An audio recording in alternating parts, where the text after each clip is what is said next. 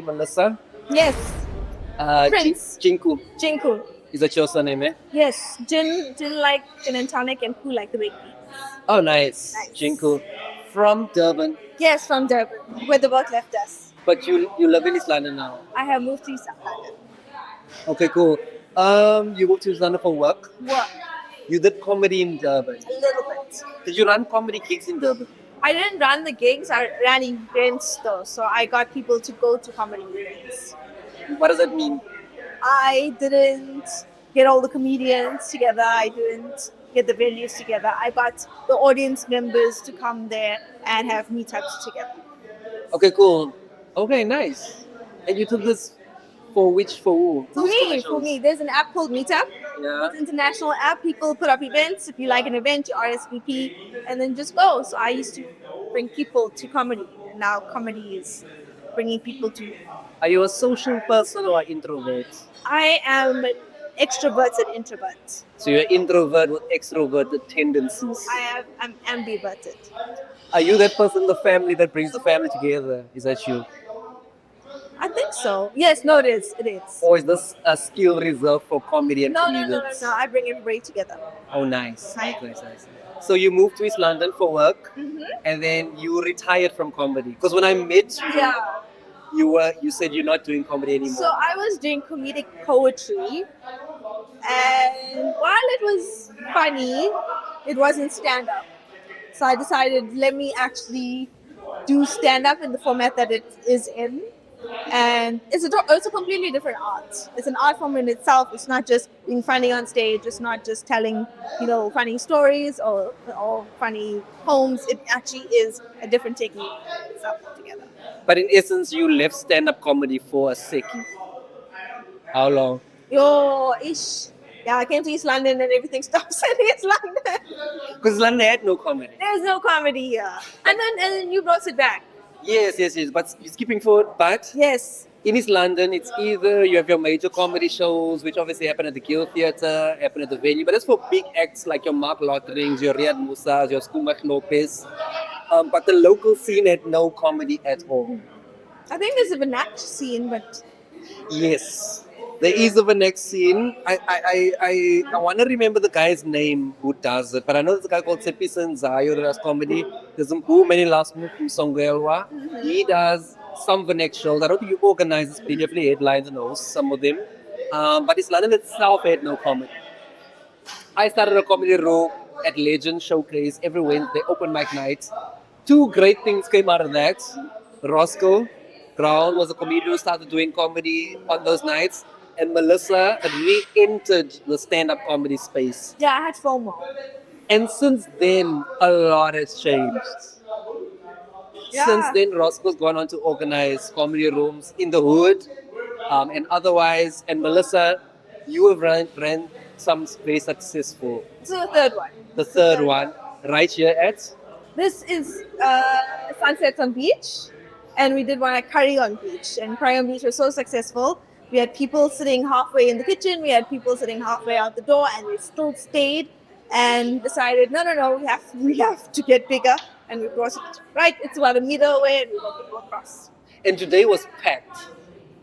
Today was packed. People outside the door again.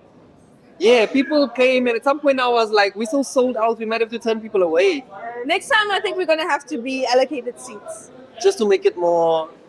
so people can have a place to sit. Yeah.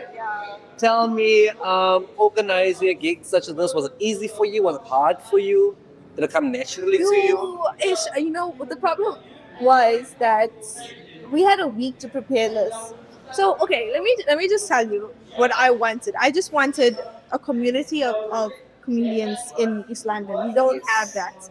We don't have a place to call our home, and every other city that I've been to, they have a home. They have that one club that everybody goes to where they all hang out, and then they can go and just do their open mics. So people can come and just try their hand at it, and everybody claps and cheers, and then you got your professional comedians who come and try new stuff, and every now and again you'll get lucky and you'll get real gold, right? You'll find those diamonds, and that's what I wanted. So I try to keep tickets as cheap as possible. $40 entrance. Come support a guy on stage who's doing terribly. Just sow that little seed in them, um, where they can start enjoying the stage and bring and just cultivate that. So that's what I want. And how beautiful it is, because when we started comedy in East London earlier this year, like you said, you wanted a group of comedians. When we started, we didn't really have that. We needed Soso to come from out of town to come and support us. We had Mbu to come from Kids Beach to come and support us. But right now, it feels like we almost have like there's this new comedians every week. There was a guy in the audience today who was like, he jumped on last time impromptu, but now he really wants to do it as well. So I feel like this thing is growing quite. In 1 year, we went from having 3 comedians to now having like 7 or 8. Yeah. So my last event, it was open mic, and it was $40 entrance. And what I actually did was I opened it up to the audience. I was like, you have 2 minutes, tell me a joke. Any joke, one that you've heard an uncle tell, just any joke, just tell me, just to plant that seed of being on stage. So we had people telling our normal old uncle jokes. I had the barman telling a joke. Anybody who had anything to say, I got them on stage. Yes. I had poets as well. Yes. So I believe that poets can be stand-up comedians. So just bring them here and just Yes. just sow a little bit like Yeah. that idea. And we had a singer as well last thing. Just a stage where people can express and Yeah, because the thing is, you are starting something from literally nothing. So you just need to get something going. And once something starts going and people start joining it, but this is a perfect venue because it's placed in an area where people walk past, people hang out. If you put up a poster in the venue, people see it, which I think is ideal. What would you say are the top 3 ingredients of running a successful comedy show? so I think the one that you have to have is comedians that are passionate. I think that's your backbone because they're the ones who get their friends. Like they nag their friends, get them here, be like, I'm doing this, come support. So when you start off, nobody knows, like nobody's gonna come, and you need to get people, comedians who are like passionate to do that. So that's really number one. Two, you need to get a home base. I think you need a home base. That is a venue where the owner wants it, you want it, and the venue is conducive to comedy. Also, a venue that if nothing happens, if there's 2 people in the audience, the owner doesn't care. Hence, I'm saying the owner must The want owner it must as much as you. The Yeah. owner can't be like, yo, why don't you bring another? You're like, it's the wrong owner. Because a show can't grow if the owner's always like, we only made 100 Rand tonight. It's like, yeah, sometimes you're going to make 100 Rand. So what the thing is with Curry on Beach, lovely people. It's a restaurant. We were stuck on, and we made money at the restaurant. But the problem was that my fear is that this is a restaurant that has to close down for the show. So if they close them down, and if I don't bring them customers, I'm chasing their customers away. So that was one of the things I was battling with the venue. So when I looked for a venue, I wanted a venue that I could use where I wouldn't be taking away clientele from business. So when I found this venue, I wanted actually, I didn't even need a class venue. I've performed in terrible venues that are really dodgy where the prostitutes help you park, right? Sounds like a good show. I don't know if you can tip them because of a business, but yeah. So if what was I saying? Yeah, the venue. Yeah, so the venue where I'm not taking away a space where they need it. So Yeah. that made me very anxious. So finding this venue was that. Now this venue gets very packed on a Saturday and a Sunday, Wrong days, so. right? So I couldn't come here. And then I asked for a time where where it's empty, where you're just grateful that I'm here.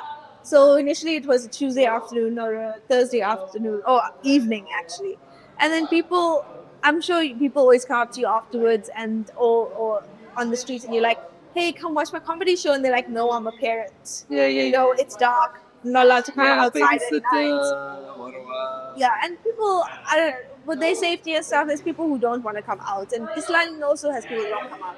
So I was like, what about a Sunday afternoon? Yeah, I was actually surprised when I saw that you chose the daytime thing. But then from what I saw today, It was. obviously it's also holiday season. So I guess it works better than during the year. However, I feel like afternoon on a Sunday could work all the time actually. What I noticed today is people were more open to chilling. So, for instance, if the show didn't start on time, no one was mad because no one had anywhere to go. You had a halftime break. Now, normally with comedy shows, we are scared of halftime breaks because we feel like if you have a halftime break, half your audience might go home. They might be like, yo, man, I had a good laugh. Let's go home. But because it's an afternoon show, like, even if you had an hour break, they would still just chill and come back and have the show. So I think today it worked so excellently. I'm also very much aware that today's show was such a success for the venue because if you look around us, this room was packed only because of the comedy. Soon as the comedy ended, people were like, yeah, no, it's fine, I can leave. Which means this was a win for a venue owner. Which brings me back to you said three things. Yes. You said good comedians, you Yes. said get yourself a good venue. Yes. What would be your third important ingredient for a successful comedy show? Marketing. So I battled with marketing. We don't have a budget for marketing. To put your own money into it is very scary. On my last show, I made 135 rand. So to put hundreds in and not getting anything out is something that's very scary. And a lot of comedians are unemployed or they're trying to do something or this is their side hustle.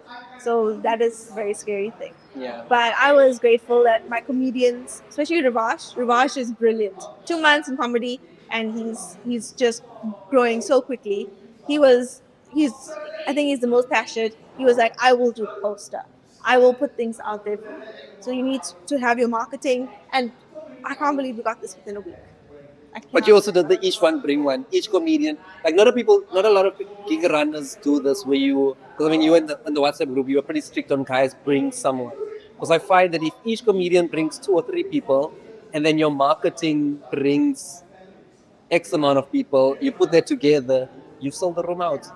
Your marketing can bring in about 60% of them, but comedians need to bring the 40. So if each one brings three or four, there's 6 people on the lineup. Do the maths. I feel like I'm abusing this though. Don't you feel like you're abusing your friends? Well, I mean, if you go to places like New York and so forth, comedians pay to be on the lineup. So in New York and those first world countries, first of all, comedians pay to be on the lineup. Secondly, comedians you have to hand out flyers to be on the lineup. So say for instance you want to be on the lineup, the organizer will be like, here's 50 flyers, hand those out, and you can be on the lineup. So either way, you need to work your way into the space. So I don't think it's absolutely wrong to be like, guys, if you want to perform here, bring 3 people. We used to do it in Johannesburg as well, where we say, if you want to be in the lineup, bring 2 people.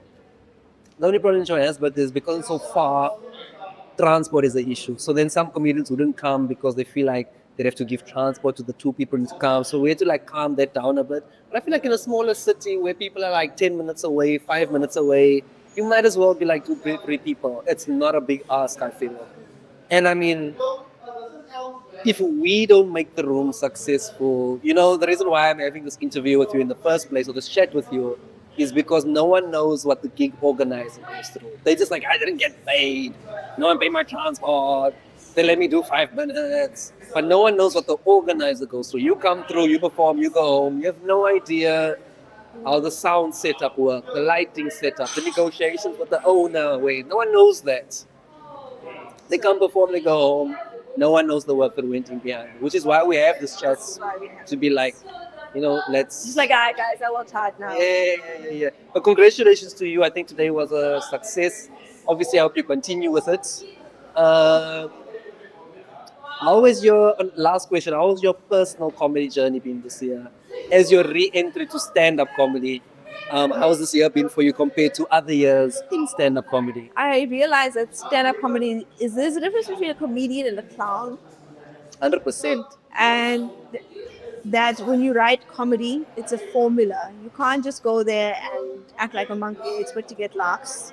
Right? You'll get it some of the times where your crowd is in such a good mood. But I've learned that your jokes have to carry themselves as well. And you have to go and rearrange your jokes. Even the word order and fiddling with those things, you have to get that right, and it's something that you have to study. So I haven't just been trying to be funny. I've actually tried to go study funny. So I think that's brilliant. I just wanted to let you know. I don't know if you realized at the end of your set, there was a lady came in crying. I saw that one, but she's drunk. Oh, no. So she came in crying because she just found out that her husband passed away. Oh my word. And then her, I don't know if it was a sister or a friend, was at the door because I don't think she knew she was allowed to come in. I called her in, and then I was like, "Are you okay?" She's like, "My husband just passed away. I just need to be here and listen to you." And she stayed and she laughed at your jokes, and I don't think you realize That was wild. how comedy I actually saw works. her. I saw her. Bye bye. We have some fans leaving. Bye bye. That's wild. Because I saw her, and when I came off, she called me, and she was like, "So in my mind, I'm like, okay, December alcohol is really." I was like psychiatric patient. I remember was. Oh wow. So Melissa, this is called the SA Comedy Insider. It's all about the insides of South African comedy. When I was in Makanda, I did an interview with Ili. When I was in Port Elizabeth, unfortunately, I couldn't catch an interview with Emilio, who organized the GQ Comedy Festival. But fortunately, I was able to get you for this one. So thank you so much.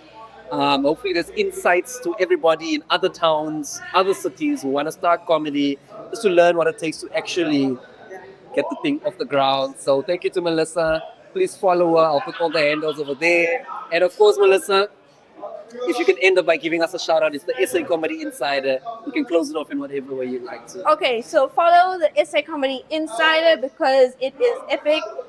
Virgil Prince the Comedian is epic.